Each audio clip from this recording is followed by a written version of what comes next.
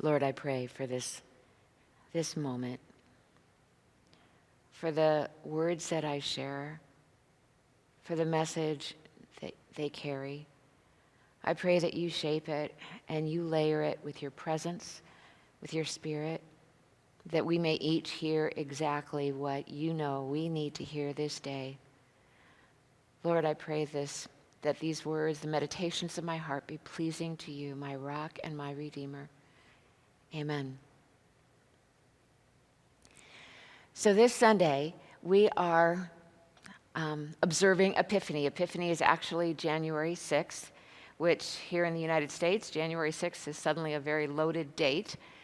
But for our purposes for this day, we are acknowledging Epiphany. Epiphany is that moment where the wise men come to bring their gifts and to worship the Lord, this newborn king that's with them. And I have heard some really amazing sermons about the Magi themselves, about who they were, that they were Zoroastrians and that they had traveled from far away, Persia or someplace, that they actually worshiped the God of light, who they referred to as Mazda, just like the car makers. And they followed the stars, and they believed that every person had a star that was present in the universe for them, and that the brighter the star, the more important they were. So when they observed whatever it was they observed in the sky, that star, they followed the star all the way to a little town in Judea called Bethlehem.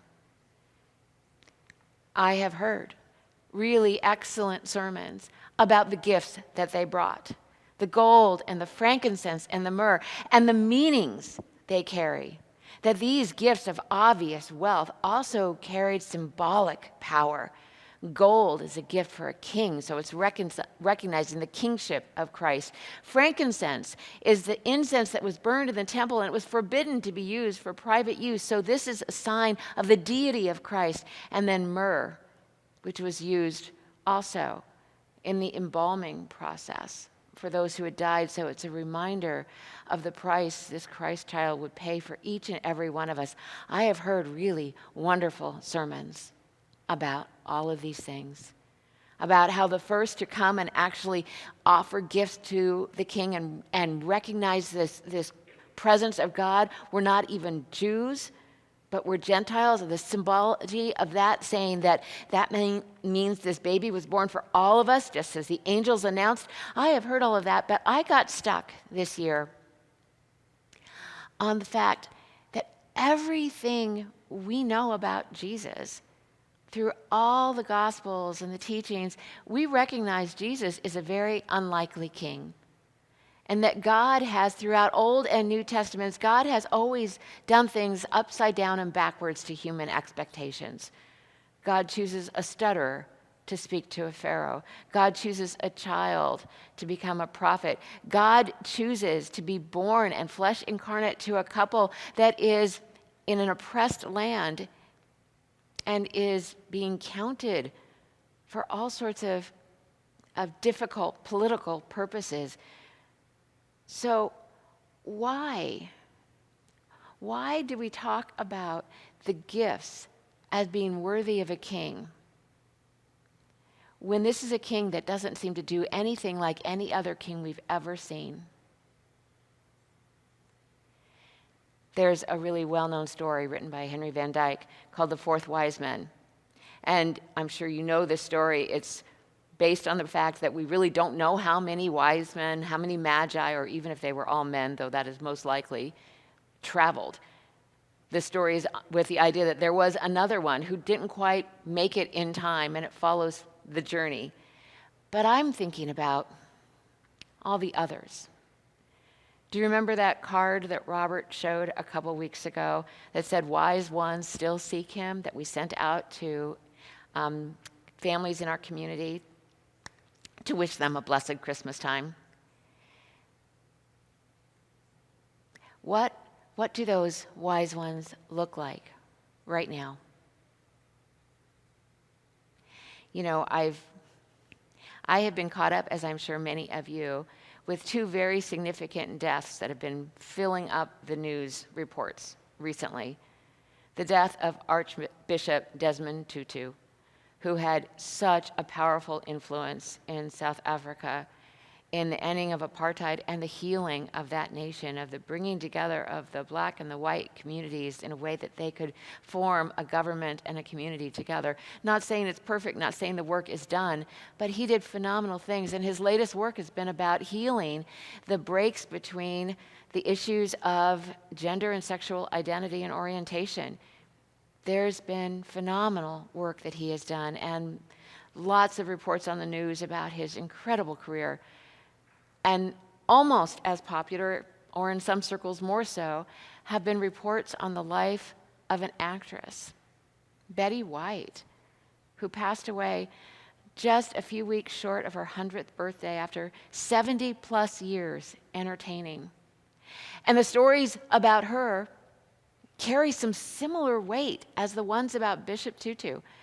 They will talk about how she stood up for equity, for issues about race long before anybody else did, that she was true to herself, that she didn't let ageism stand in her way, that no matter what she was doing, even though she often played somewhat salty and peppery characters, she was known as just a genuinely loving, nice person.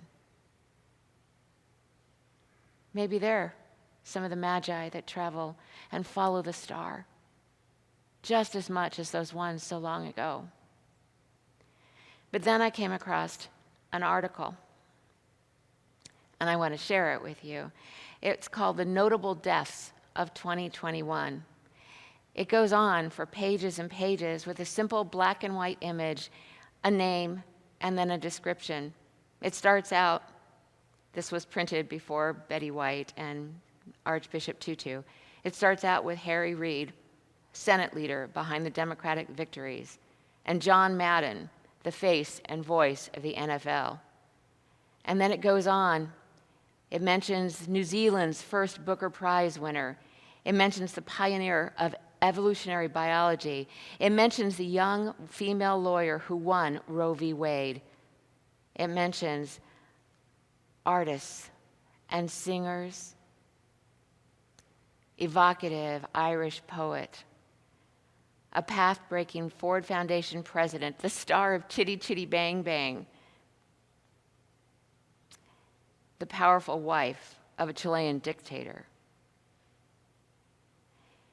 indigenous language saver, architect who helped transform Barcelona, designer of the first Nintendo console. Each one of these people in all these pages is summed up as being somehow noteworthy, that they have done something of note. And some of them are phenomenal things. They have fought for rights and stood up for justice issues and been whistleblowers and pathfinders and leaders and changers and movers and shakers in sometimes huge ways and in sometimes really small ways. But somehow they were considered notable. And in that mix are also dictators and autocrats and hedonists. And I keep thinking about the image we have of wise men, that wise men follow the star, they follow the light. And there is a difference in this long list of people. There are those who are taking what they have, what gifts they've been given, what abilities, intelligence, talents, whatever they have, to give back, to serve God's people in whatever way. Whether or not they are people of faith, they are giving back to the world. And then there are those that take whatever they have and whoever they are and whatever gifts and creativity they have, whatever intelligence they have, and they follow their own light. They're out to serve themselves. And they both are considered notable. And they're both distant.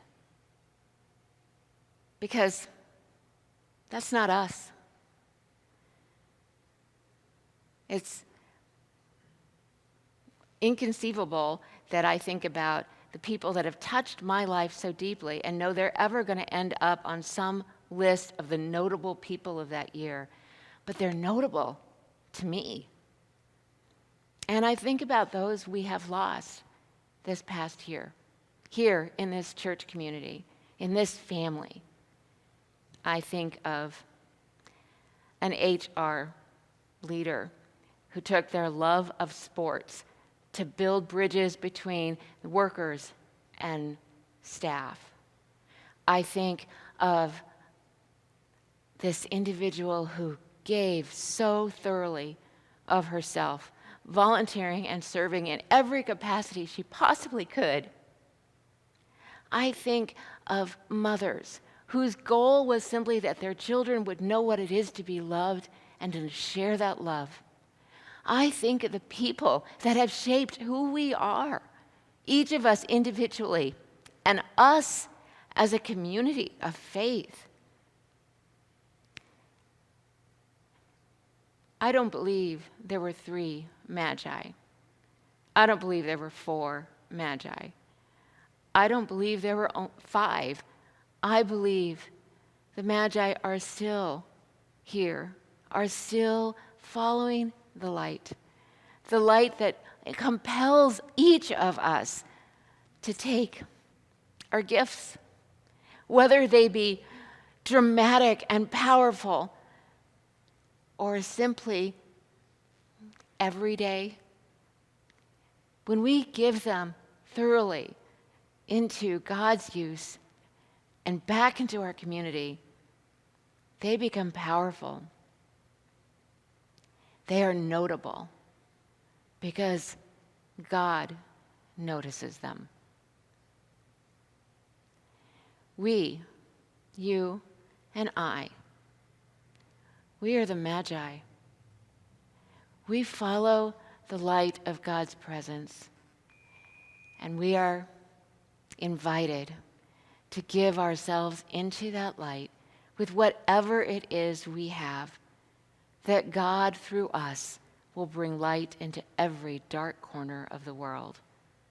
We, ordinary, regular people, are extraordinary because we are followers of God's light. And all the people say, Amen.